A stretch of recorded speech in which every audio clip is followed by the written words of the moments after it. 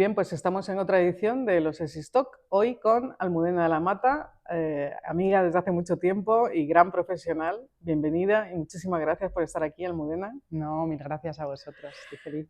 Bueno, yo voy a hacer un resumen de tu vida profesional y un poco académica, porque son muchas las cosas que eres y lo que has conseguido.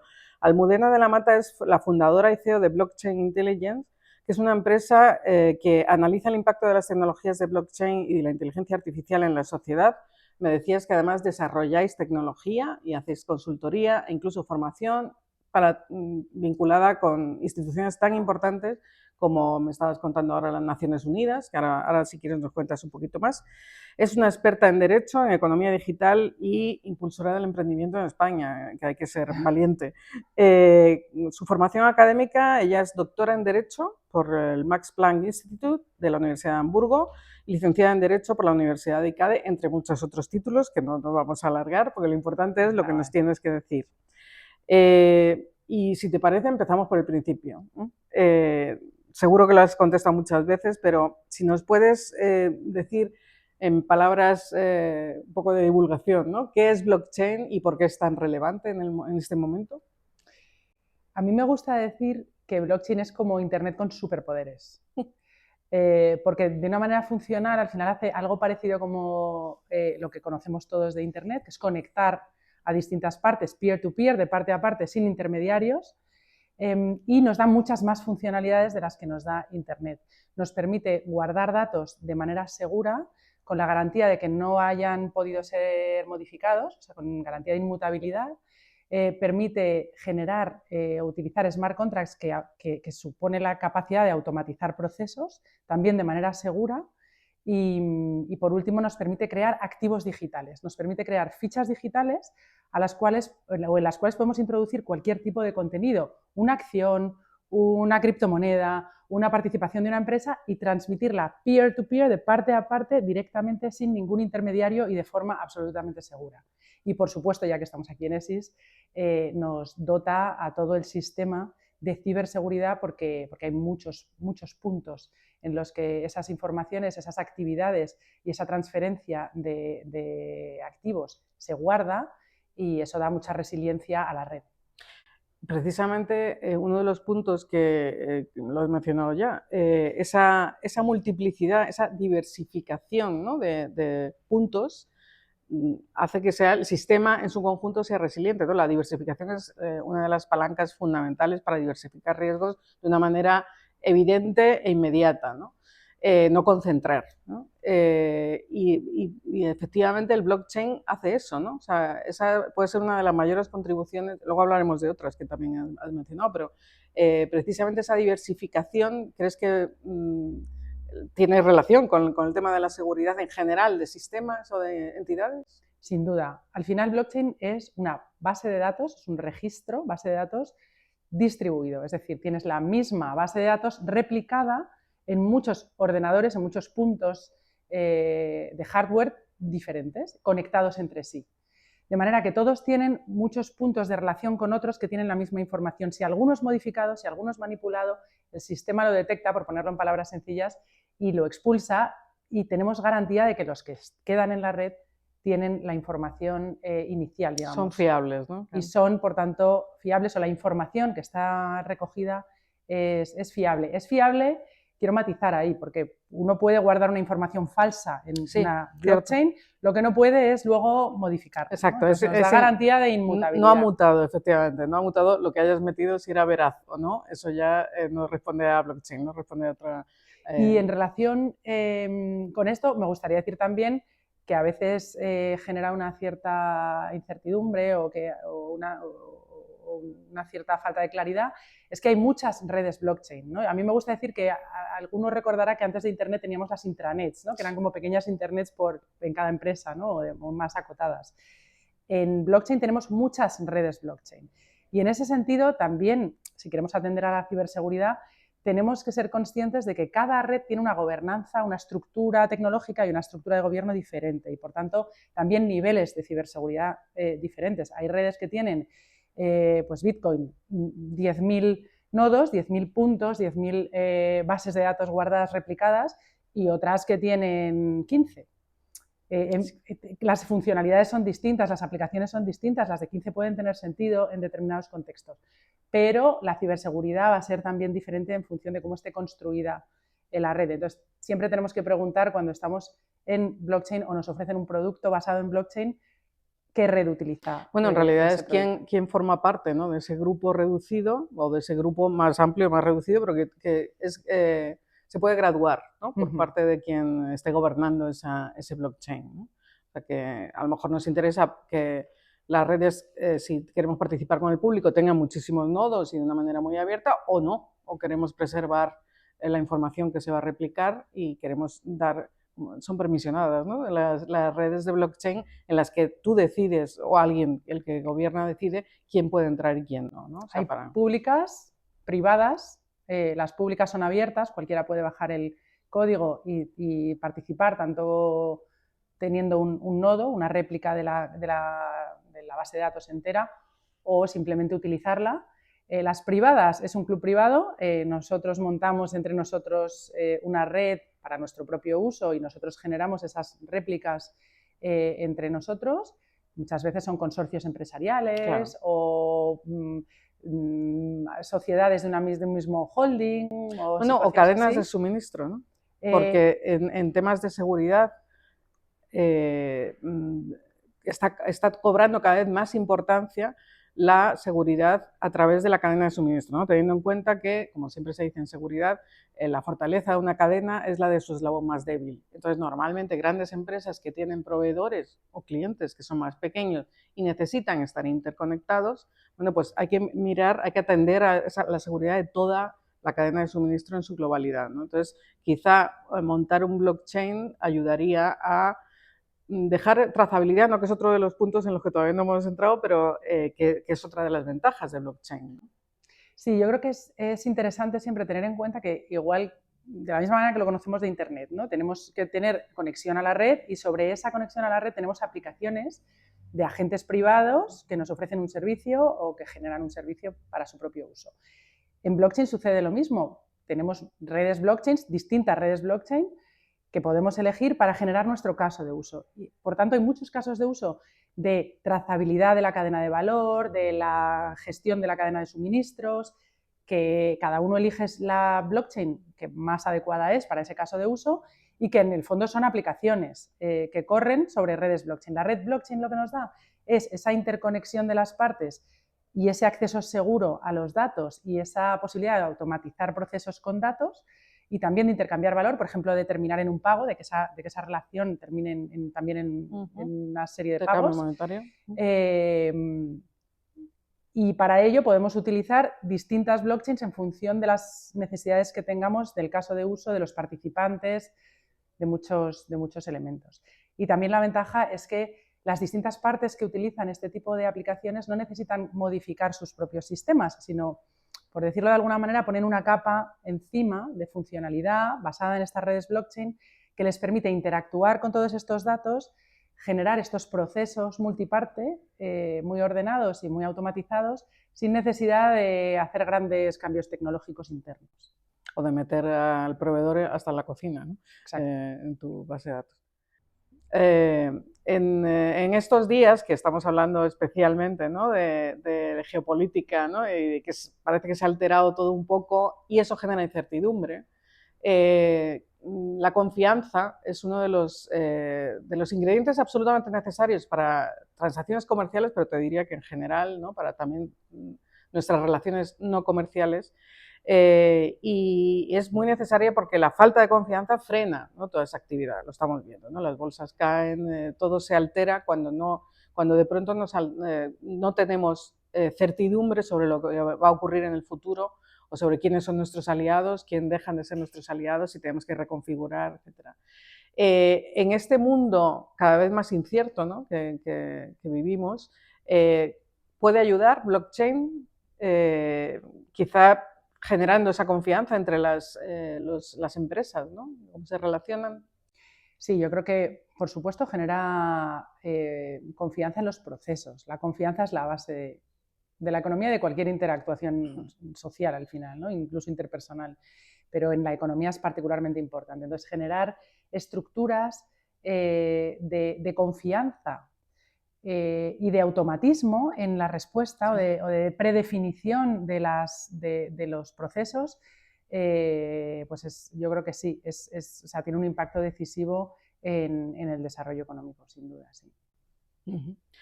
Y también en estos momentos los intangibles cobran más sentido, ¿no? Cobran más importancia. Propiedad intelectual, propiedad industrial, información confidencial. Como comentabas, blockchain puede ser un repositorio muy seguro, ¿no? Distribuido, resiliente, ¿no? Para utilizar esto como repositorio de información crítica para cualquier entidad. Sí, esa es una de las posibilidades, ¿no? Además, como está encriptada, es la Además, base de datos construida sobre hashes criptográficos. En ese sentido, hay trazabilidad, pero no hay absoluta transparencia, ¿no? Por tanto, sí que es una tecnología muy apta pues para registrar, por ejemplo, timestamping, ¿no? Cuándo se ha desarrollado una acción, qué partes estaban involucradas en esa acción, generar una presunción en un momento determinado que se pueda luego presentar como medio de prueba en un juicio o como prueba de mejor derecho. O sea, todo lo que es trazabilidad, confianza en el dato y seguridad sobre los datos relacionados con cualquier actividad y que no han sido modificados a lo largo del tiempo, blockchain es una tecnología muy apta. Y hablas de datos y yo pienso en números, yo soy de letras mixtas y pienso en números, pero en realidad es también información, ¿no? Porque lo relacionamos también con los smart contracts, por ejemplo, es todo tipo de información puede ser, obviamente puede ser digitalizada y puede ser conservada, ¿no? De esta manera, con todas estas características que mencionabas. Sí, todo tipo de datos, o sea, se pueden introducir, porque lo que se introduce en realidad en una blockchain son hashes, ¿no? Entonces, los hashes lo que hacen es un algoritmo que transforma una información o un paquete de datos en unos datos de un determinado formato. Esos datos iniciales pueden ser una foto, un vídeo, una transacción, datos relacionados con una transacción, un dato específico de he hecho esto, he estado aquí en este momento, cualquier tipo de información. Y también pueden ser programitas informáticos, programas informáticos de la lógica if-then, ¿no? Si entra este input, se extrae este output, por tanto se genera una consecuencia, se genera un proceso, que es lo que llamamos smart contract, de manera también muy simplificada. Por tanto, lo que podemos es también albergar, digamos, la lógica, la estructura de un proceso que no solamente se guarda, digamos, en esa base de datos, sino que permite la ejecución, el desarrollo de un proceso, de una transacción, de una acción, de forma automatizada. Y eso tiene unas funcionalidades industriales, interpersonales, financieras enormes, y lo cambia todo, ¿no? Y todo ello sin necesidad de un intermediario, que es, yo creo, el elemento fundamental, de manera descentralizada. No necesitamos confiar en una parte concreta que es la que hace ese trabajo, por ejemplo, de pues enviar una transacción financiera, por ejemplo, como puede ser un banco, ¿no? Sino que se genera, se produce peer-to-peer, de parte a parte, de manera directa, sin intermediación. Eso supone un ahorro de coste muy, muy significativo. Ahorro de costes y eficiencia incluso en la interoperabilidad, ¿no? Estoy pensando en transacciones, empresas que tienen multitud de transacciones con partners de otros países. En cuanto tiene que intervenir, por ejemplo, tú hablabas de bancos, pero también notarios, registros, etcétera, que no son interoperables hoy por hoy, en realidad blockchain puede suplir en parte esta necesidad de confianza, porque al final el recurso a un notario o el recurso a un registro público lo que te da es confort de que hay un Estado, hay unas autoridades públicas respaldando esa información. En blockchain el respaldo lo hace la propia comunidad, ¿no? En blockchain el respaldo lo hace la propia comunidad. Es verdad que algunos de estos intermediarios públicos tienen unas funciones que blockchain no aporta, como por ejemplo el control de legalidad que puede Sin tener duda. el registro de la propiedad, ¿no? No todo es sustituible, No, pero pero se una podría gran añadir parte sí lo es. y se podría añadir incluso. Y ahí va yo. Ah, Estamos o sea, ya tenemos también en Europa el reglamento IDAS 2 de identidad digital y toda la estructura tecnológica para el desarrollo de la identidad digital. Y yo creo que el siguiente paso es introducir a estos agentes públicos que sí que aportan un valor añadido, no solamente el del registro, ¿no? el mantenimiento de prueba de que algo ha sucedido en algún momento, sino que aportan un valor de análisis legal. Son fedatarios públicos, ¿no? Son fedatarios y aparte hacen un control de elementos también legales, ¿no? Que esa parte más analítica, si quieres, no la hace la tecnología.